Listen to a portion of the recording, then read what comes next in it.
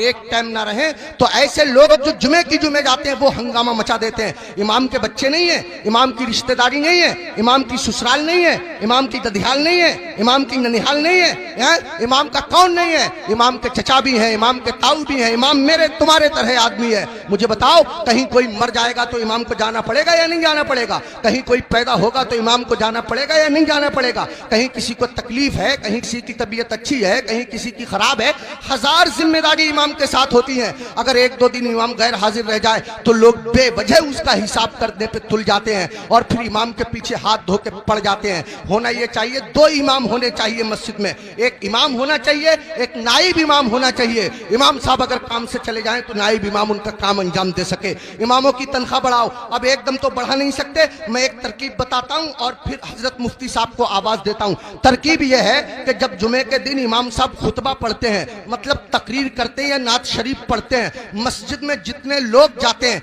अगर सिर्फ 10 रुपए से इमाम साहब का मुसाफा कर देंगे तो कसम खुदा की आपके पास से 10 रुपए जाएंगे, मेरी मस्जिद के इमाम साहब के पास हजारों रुपए इकट्ठे हो जाएंगे। इमाम साहब के बच्चे खाएंगे, उनके दिल से दुआ निकलेगी।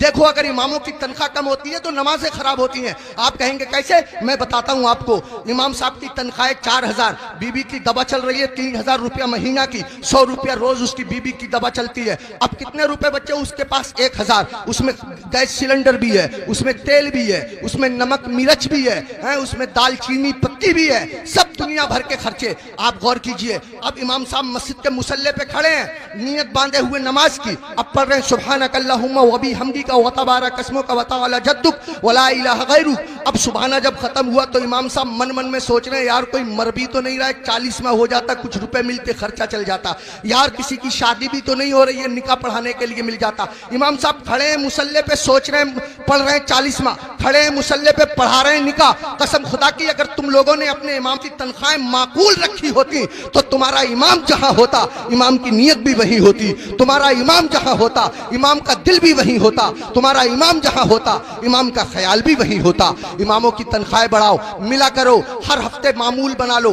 जब तुम कमाते हो, हजारों कमाते हो, मामूल बना लो कि हर महीने मैं इमाम साहब को गौसे आजम की तरफ से 11 रुपए दूंगा या 1100 रुपए दूंगा या 500 रुपए दूंगा। महीने में तुमको तनख्वाह मिले 10,000, महीने में तुमको तनख्वाह मिले 15,000, 8,000, 8,000 में से 100 रुपए चुपके से जाओ इमाम साहब से मुसाफा करके आ जाओ। अगर बस्ती में 100 घर हैं, सबके सब 100-100 रुपए से मुसाफा करेंगे, हिसाब जोड़ आप लेना रुपए कितने हो जाएंगे, इमाम साहब का काम हो जाएगा। मैं कहना ये चाहता हूँ, इतना बड़ा इमाम, कभी तुमने सोचा तुम लोग अपने बिस्तर पे सोते रहते हो फजर की नमाज के वक्त, तुम्हारा इमाम तुम्हारी बस्ती की मस्जिद के मुसल्ले पे बैठ के तुम्हारे लिए दुआ कर रहा होता है, या अल्लाह मेरी बस्ती पे करम फरमा, या अल्लाह इस बस्ती पे रहम फरमा, लोगों के कारोबार में बरकत अता फरमा, इज्जत की हिफाजत फरमा, दौलत की हिफाजत फरमा, आबरू की हिफाजत फरमा। और तुम उसी इमाम के पीछे पड़े रहते हो जो तुम्हारे लिए दुआएं करता रहता है। एक आदमी पड़ा रहता था बहुत इमाम के पीछे, एक दिन पकड़ लिया इमाम साहब ने, अबे फजर की नमाज पढ़ी है? बोला बिल्कुल पढ़ी है। इमाम साहब बोले कै रकअतें पढ़ी है? बोला 10।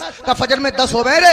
कह रहा चलो 15 मान लो। इमाम साहब बोले 15 होती फजर में? कह रहा चलो 20 मान लो। इमाम साहब बोले पिट जाएगा, दिमाग खराब मत कर। मुंह लटकाया हुआ घर गया, बीबी बोली कैसे मुंह लटकाए फिर रहे हो? कहने लगा रे इमाम साहब ने पकड़ लिया, बोले फजर पढ़ी है? मैंने पढ़ी है। उन्होंने रकअतें पूछ ली, मैंने 10 बताई, 15 बताई, 20 बताई, 25 तक पहुंच गया, मगर इतना है कड़े इमाम है वो भी माने ही नहीं है। तो बीबी कह रही है तुम भी तो पागलों जैसी बातें करो, 4 बता देते 4।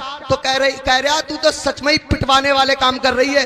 जो इमाम जिद्दी इमाम 25 में ना माना वो 4 में कैसे मान जाएगा?